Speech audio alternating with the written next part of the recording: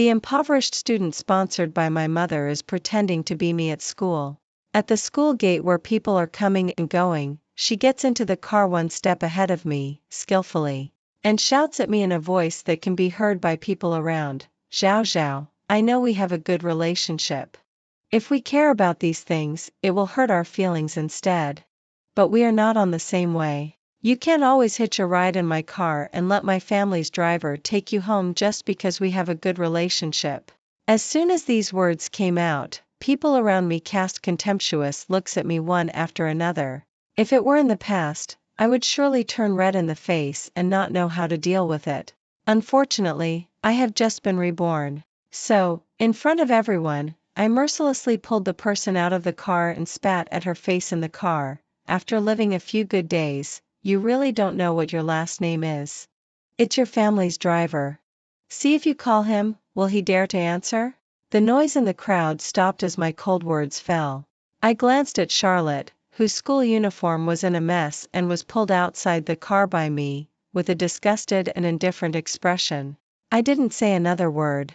With a bang, I closed the car door and ordered the driver to drive. Outside the car, Charlotte, who came to her senses, patted the car door and put on that unwarranted bossy look, ordering me to open the car door. Miss, this is not good.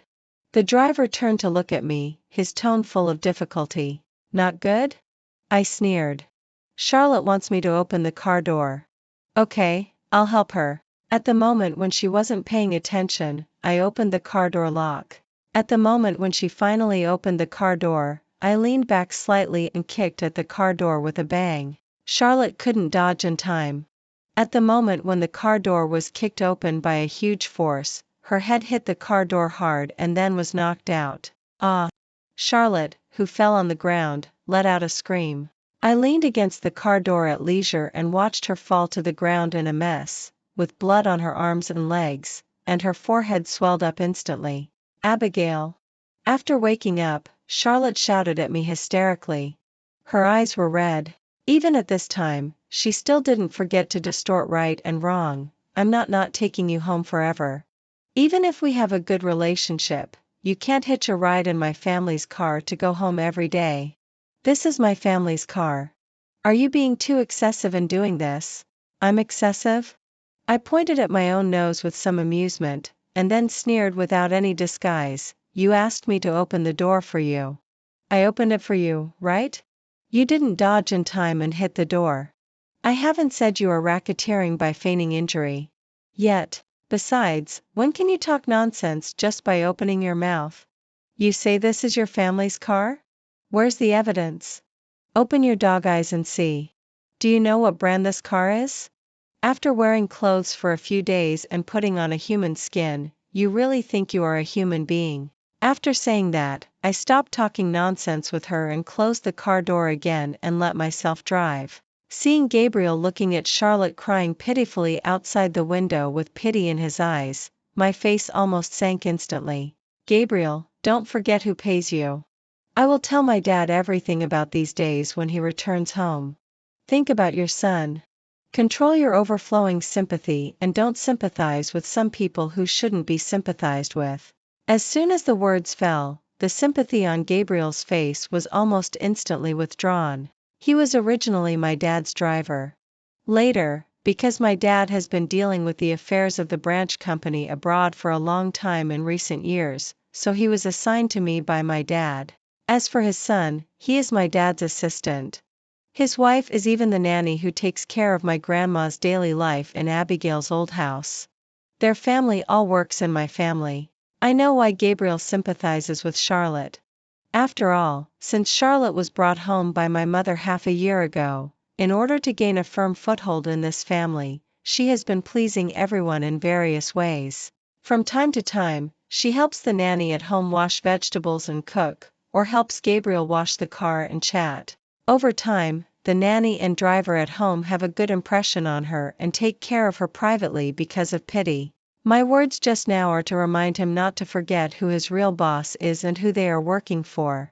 Since my dad assigned him to me, he should work wholeheartedly for me instead of being distracted and caring about some people with impure intentions and false feelings.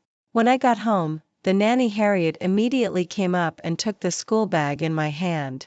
Seeing that I came back alone and Charlotte didn't follow behind, Harriet's smile paused for a moment, and then immediately asked, "Why did Miss come back alone?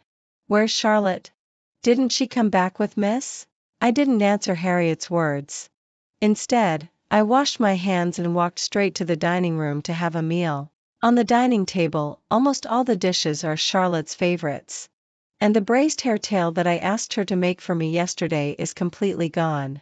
Instead, the braised pork chops that Charlotte likes the most are placed in the center of the table. At that moment, I was almost instantly filled with anger. However, Harriet was completely oblivious to the increasingly dark expression on my face. Despite Gabriel's obstruction, she still rambled on to me, "Madam may come home late today. Miss, would you like to wait for Miss Charlotte to come back before having a meal? Did you have a quarrel with Charlotte again? You are also like this. Why do you always pick on such a well-behaved child like Charlotte? Gabriel, go and pick up Charlotte again quickly. Otherwise, this child is unfamiliar with this place and might get lost again like last time." Harriet chattered on.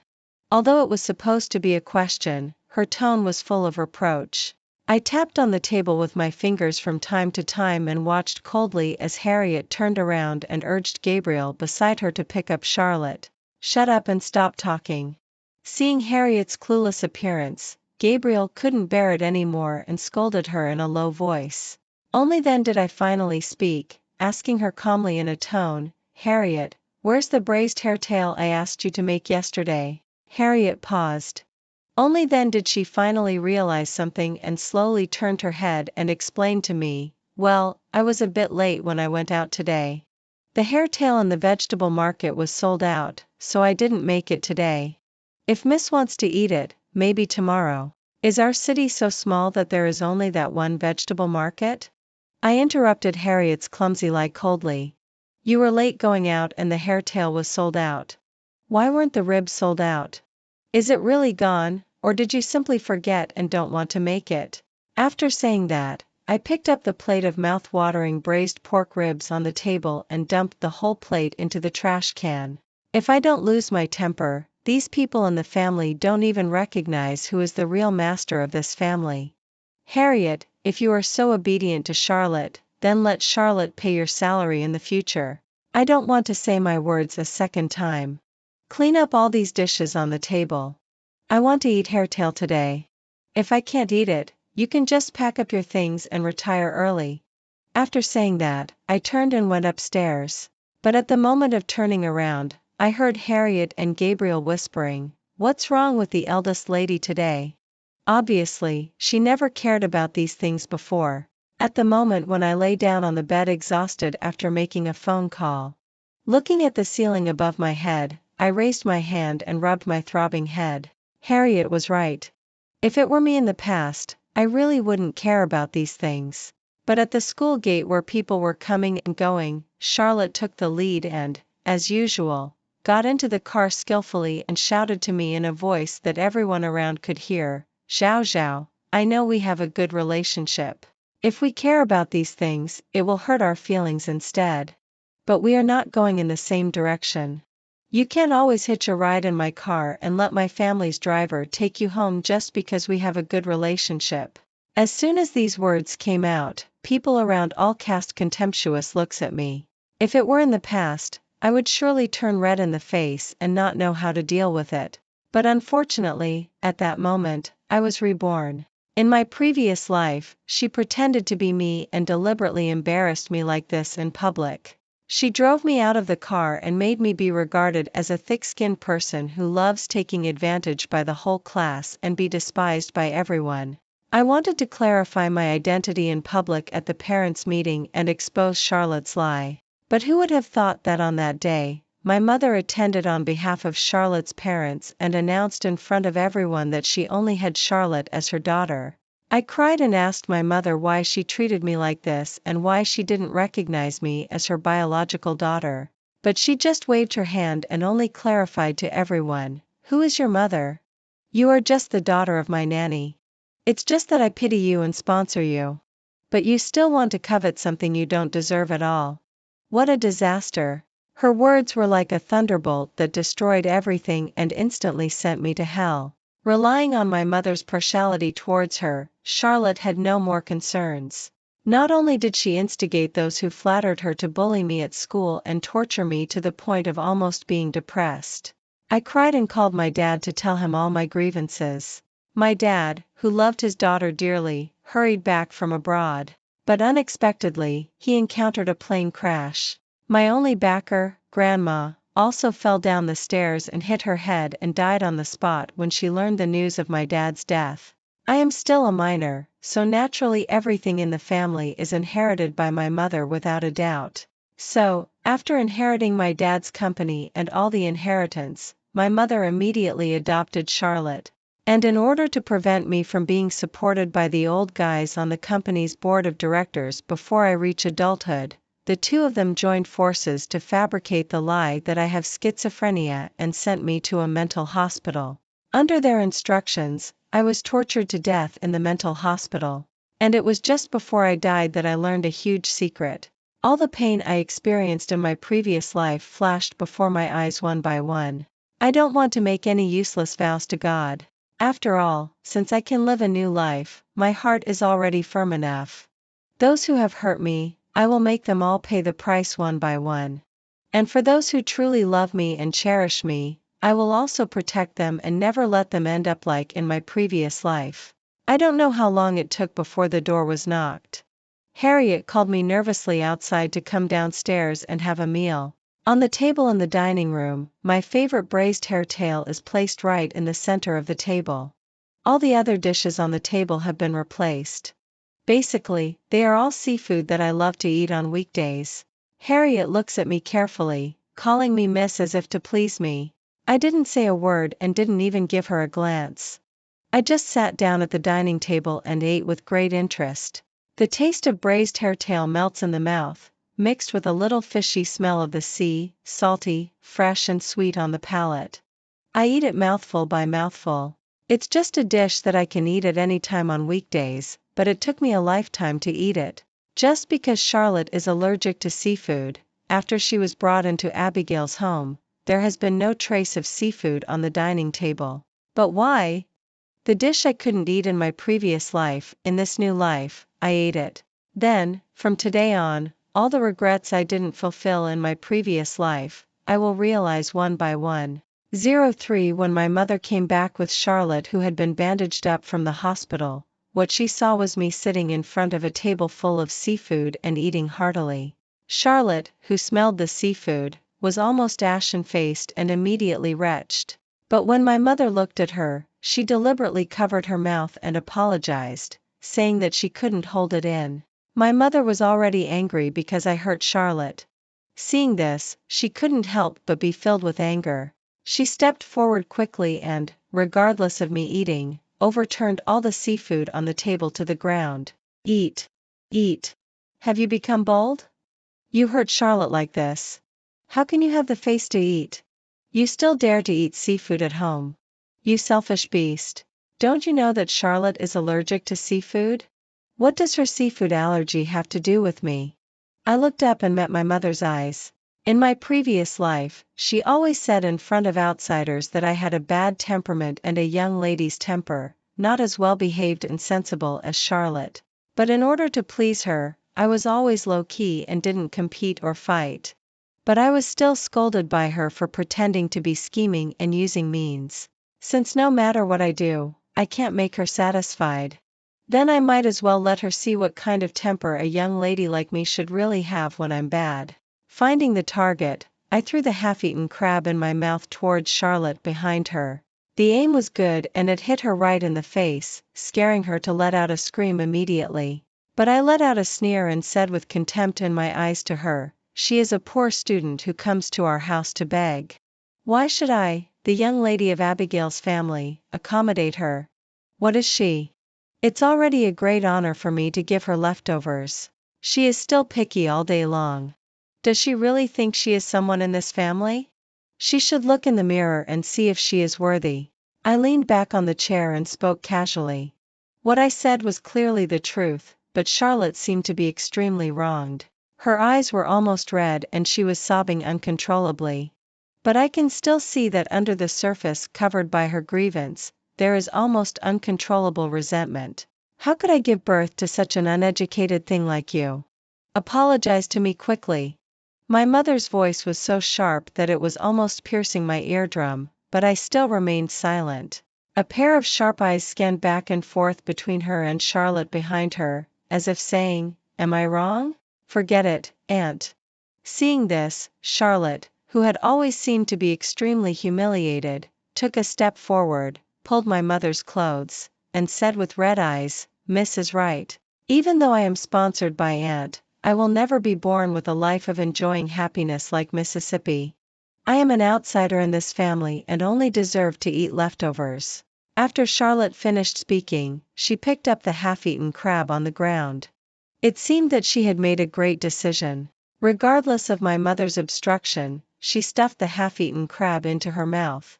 Ugh, I felt disgusted and frowned tightly. I have to say that Charlotte is a ruthless person. In order to gain a firm foothold in this family and stir up the relationship between me and my mother to win sympathy, she really uses every means. But she made a mistake.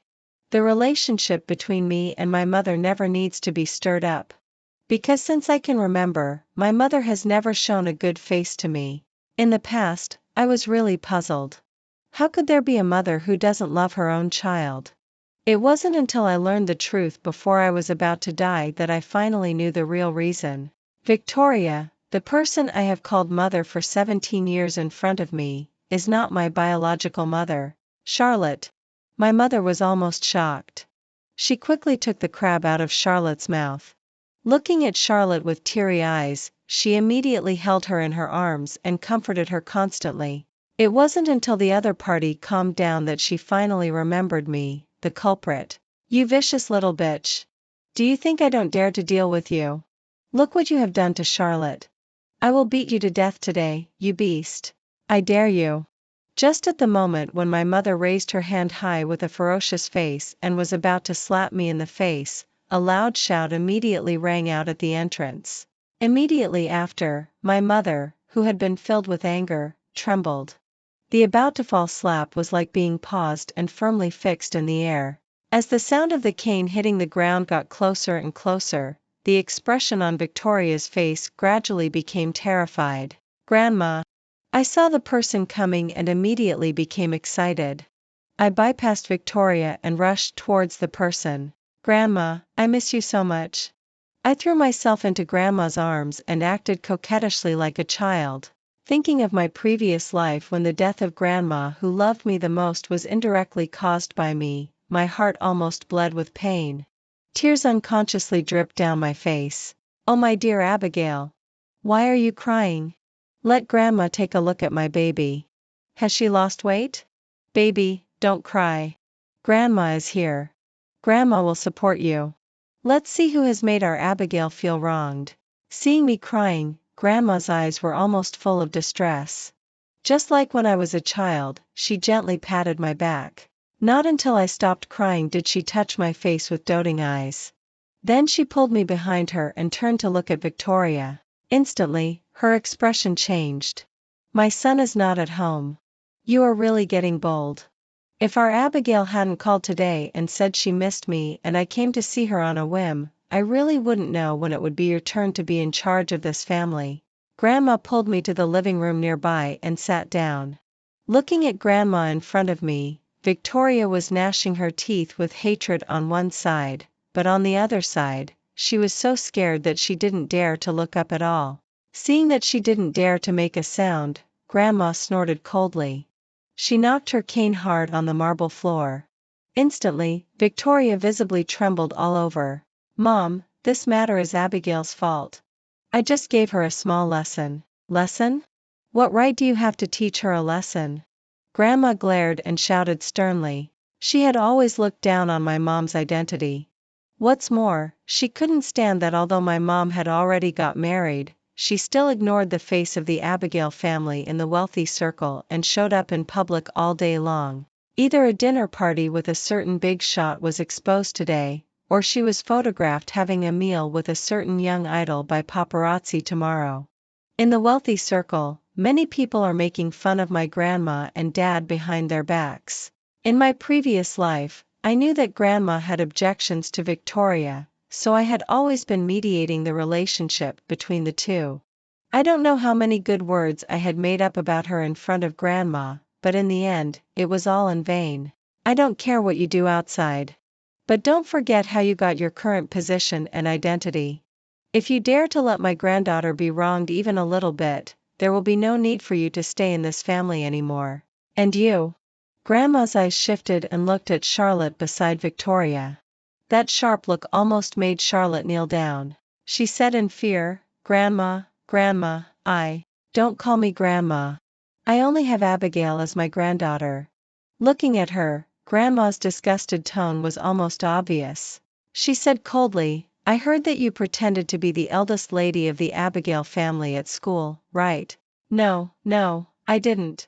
You know in your heart whether you did it or not. Grandma pressed on without giving Charlotte any chance to defend herself.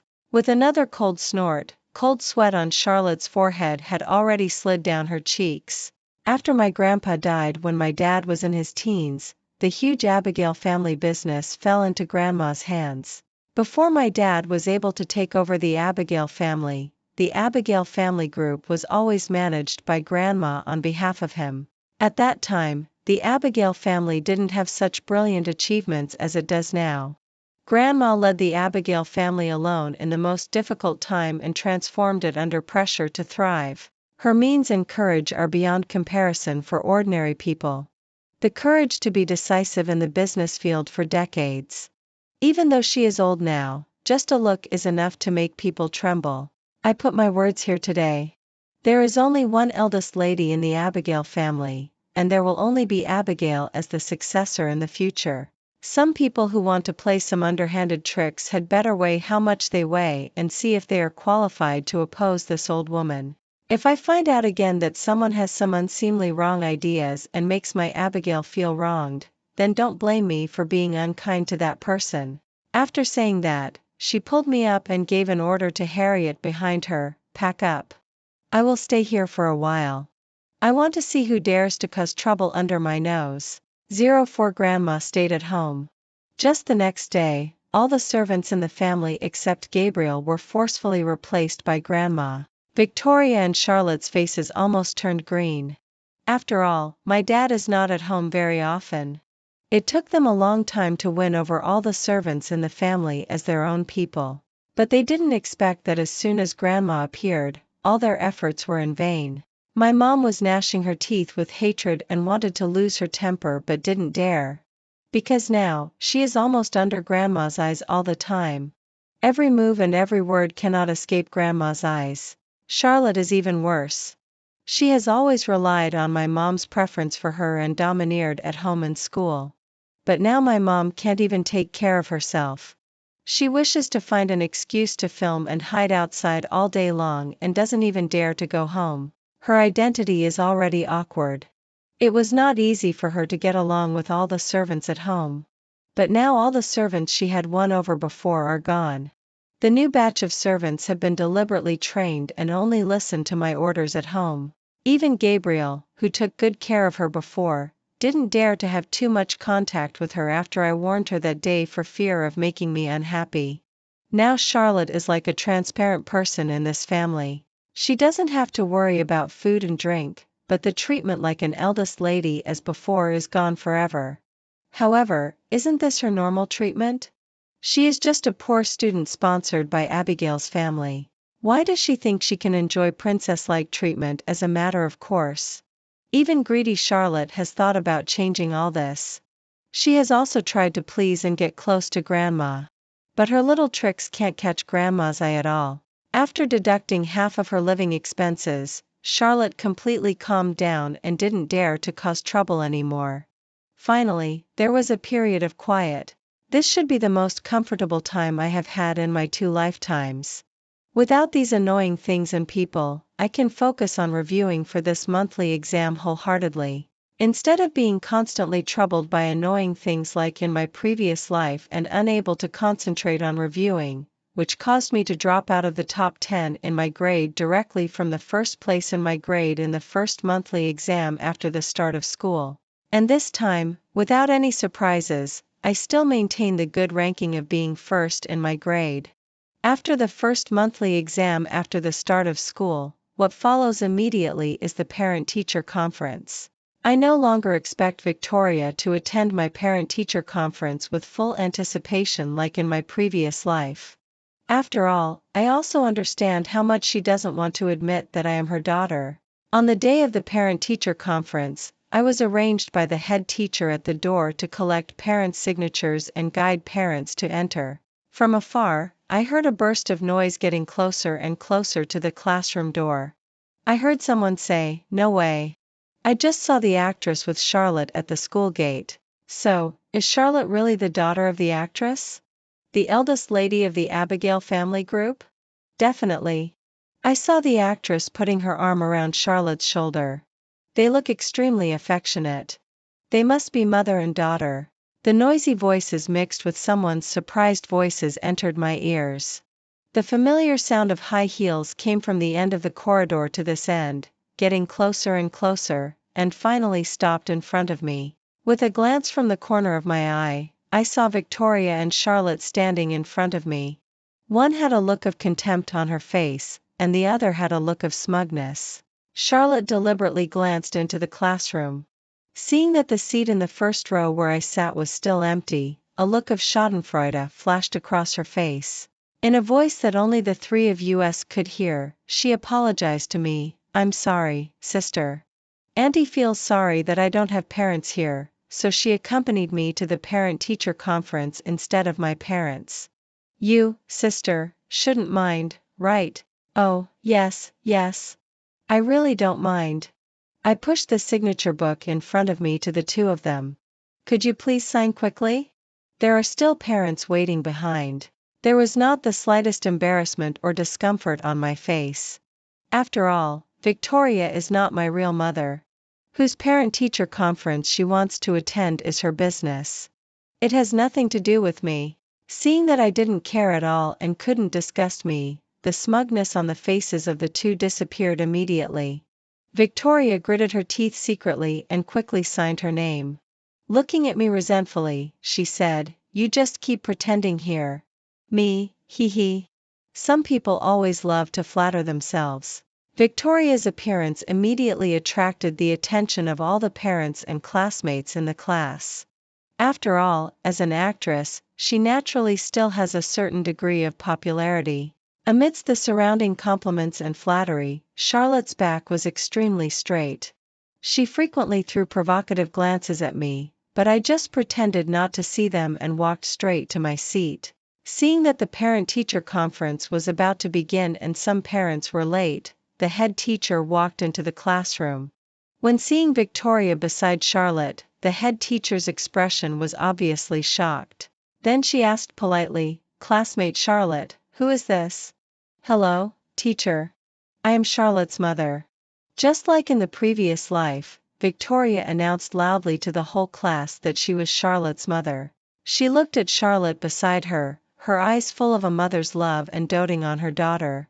After introducing her identity, she was extremely sincere and sincerely said in front of the whole class, "I am often in the film crew on weekdays, and the child's father is busy with business. So we basically have very little time to accompany and take care of her on weekdays. So I would like to ask all the classmates in school to make more friends with my Charlotte on weekdays. In this way, everyone can take care of each other, and his father and I can rest assured." Her posture was humble, and her tone was gentle and sincere. Just like a mother who is worried about her child, it was inevitable to be moved when looking at it. Of course, Charlotte's mother. We usually like to play with Charlotte very much. Charlotte is worthy of being Auntie's daughter. She is really as gentle as Auntie. Charlotte's mother, don't worry. We will definitely take good care of Charlotte and will definitely not let someone bully her. While everyone couldn't help but echo, they intentionally or unintentionally looked at me. As if it was almost said that someone was referring to me. After asking about Victoria's identity, the head teacher glanced around the class and finally focused on me again. Seeing that the seat beside me was empty, she frowned slightly and asked in a low voice, "Abigail, where are your parents? Didn't they come today?" The head teacher's questioning voice was not loud, but it could still be heard by those who were attentive.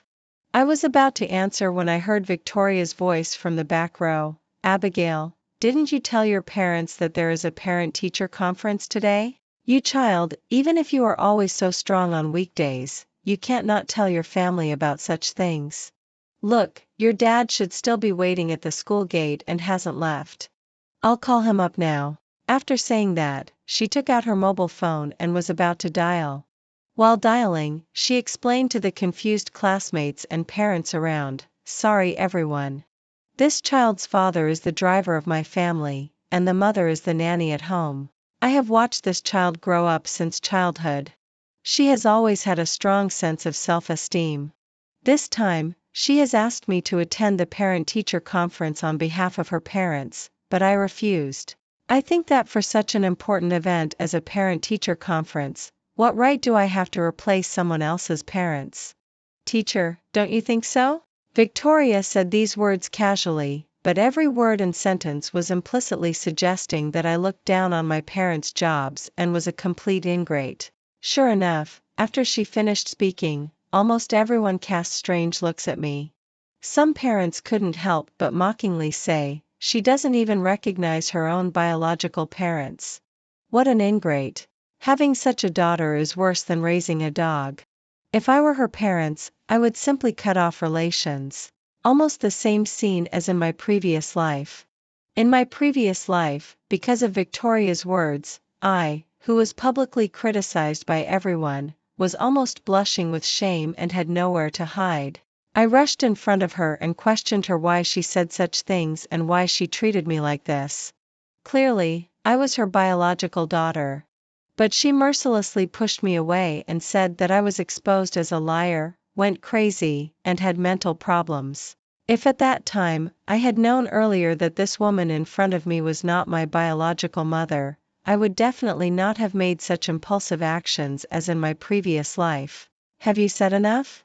Amidst everyone's contemptuous looks and sneers, I calmly raised my head and stared at her without blinking. There was no trace of panic from my previous life in that look. There was only indifferent calmness and full of mockery. "Charlotte's mother, as a public figure, you should know that your every word and deed will have a great impact on you and others, right?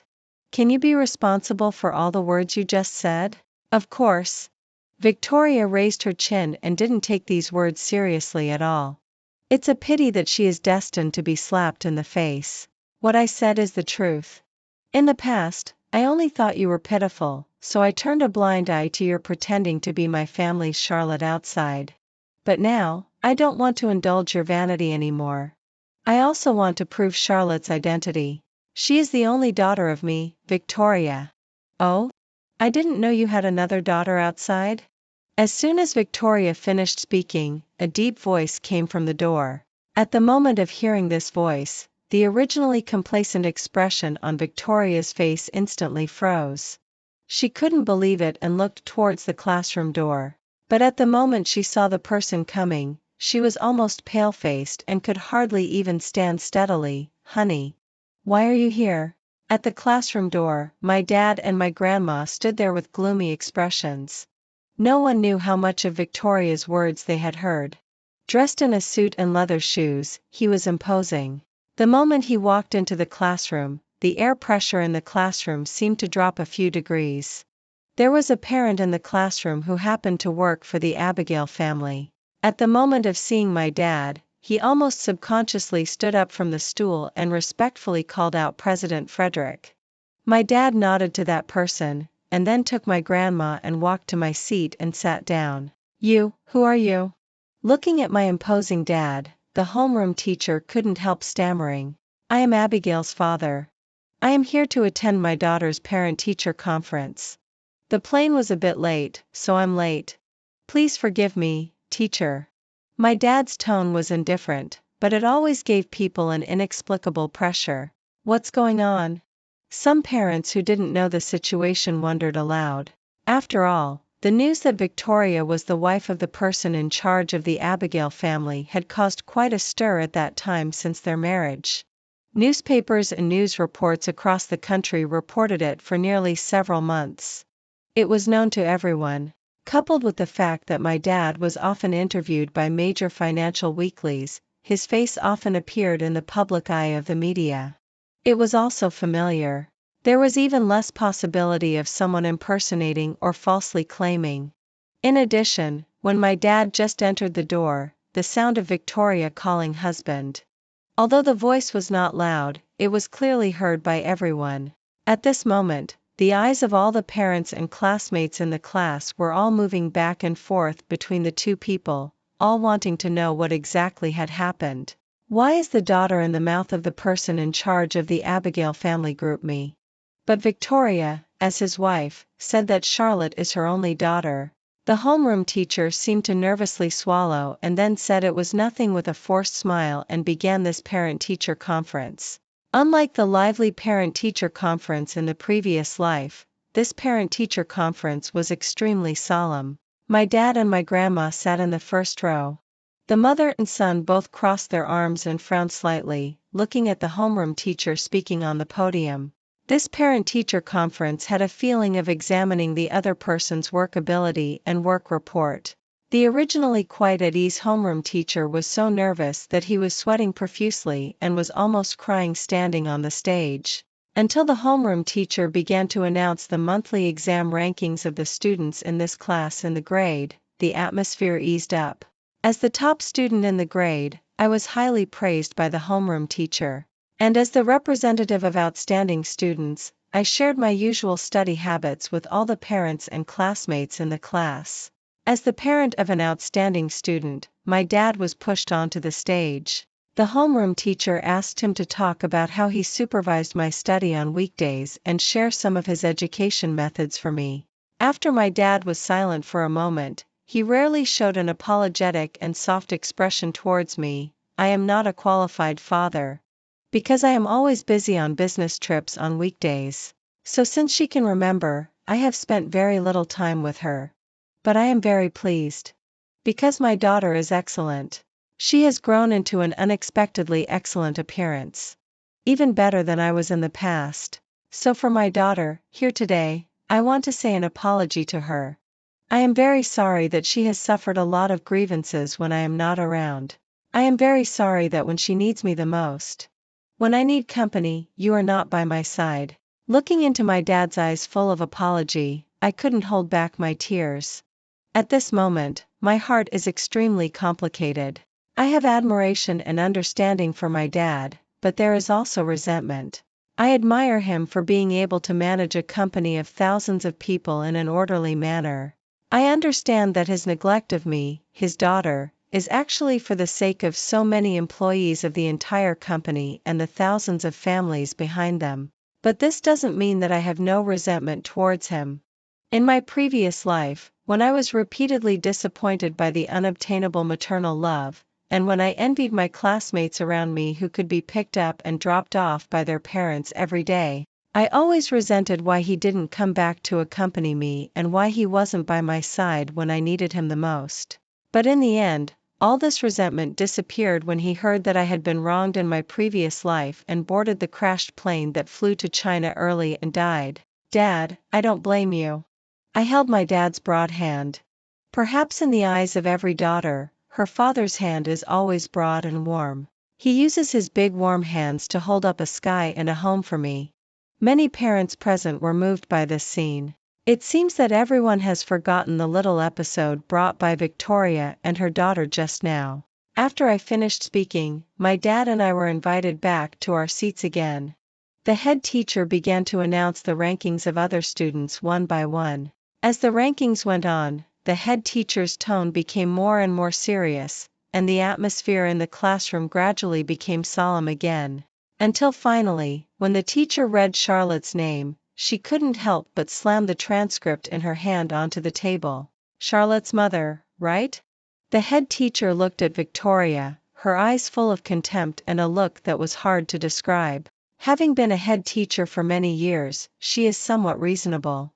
Naturally, she can see that Victoria deliberately said these words at the beginning to target me.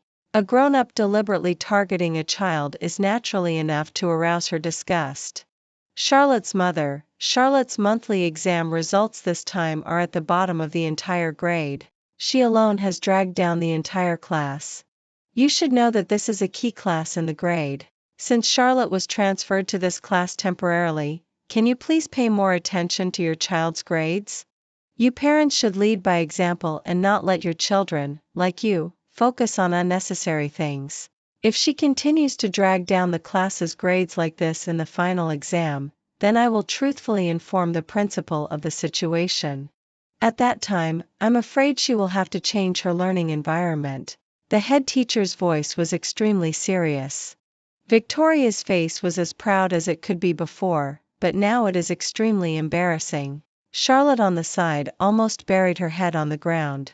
Facing Victoria's expression as if she wanted to kill her, she didn't dare to raise her head. After all, since she was transferred to this class through connections, Victoria has spent a lot of money to hire tutors and enroll her in intensive classes to help Charlotte catch up. But her grades have not increased but decreased, and gradually deteriorated to this point. The point is that in the previous life, in the face of the teacher's accusations, Victoria could still bravely argue with the teacher. But now, my dad and my grandma are sitting in the front seats. She would be crazy to speak up for Charlotte. Different from their high-profile actions in the previous life, in this life, the two of them are like rats crossing the street. As soon as the parent-teacher conference ended, they sneaked out of the classroom in a disgraced manner. I followed my dad and grandma and just returned home as soon as the two of them did. Next, Victoria will have to give a good explanation to Dad about where this big daughter of hers came from. 05 in the huge hall of the villa, it is terrifyingly silent at the moment. Dad and Grandma have gloomy faces, and no one takes the initiative to speak. Charlotte is scared like a quail, hiding behind Victoria and shivering. Seeing that the atmosphere is not right, Victoria forced a smile and started to talk nonsense to my dad. Husband, I know you and Mom are angry with me. I didn't mean not to accompany Abigail to the parent-teacher conference on purpose. Abigail is the eldest lady of the Abigail family. There are so many people who love and spoil her. Can't she find someone else to accompany her to the parent-teacher conference? But Charlotte, she is alone in this unfamiliar place and can't find a reliable adult. Since I have sponsored her, I should be responsible for her, right? So you slandered my Abigail as the daughter of a nanny and driver in front of everyone? My grandma was obviously very angry.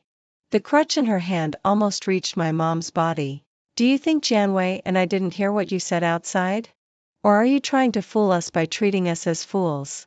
If Janway and I hadn't arrived in time, today my Abigail would really have been bullied by you big bitch and little bitch. I'm not. Seeing that my grandma and my dad had heard all the words she said at that time, my mom panicked instantly. She hurriedly wanted to find an excuse to explain, but unfortunately, before she could open her mouth, she was blocked by my words. Grandma, in a certain sense, she may not be lying. I squinted at Victoria. Some things can finally be said now. Abigail, what did you say? My grandma was stunned for a moment and asked. I lowered my eyes. I said, there is one sentence that she is not lying. Grandma, Dad, in a certain sense, Charlotte may really be related to me as sisters. As I said, I took out a paternity test report from my school bag and put it in front of the two of them. My grandma was looking through the appraisal report on the coffee table with a solemn expression. When she saw the column on the appraisal report indicating the gene-matching degree and confirming the kinship, my grandma's eyes were instantly filled with fury. Victoria, you are really bold. Seeing Grandma's chest heaving up and down, it was obvious that she was extremely angry. Several pieces of paper were suddenly thrown at Victoria's feet. Victoria immediately bent down to pick them up. But when she saw the hidden secret that she had always wanted to hide on that piece of paper, Victoria almost staggered. Immediately unable to stand steadily, she fell to the ground. No, this isn't true. It's her who faked it.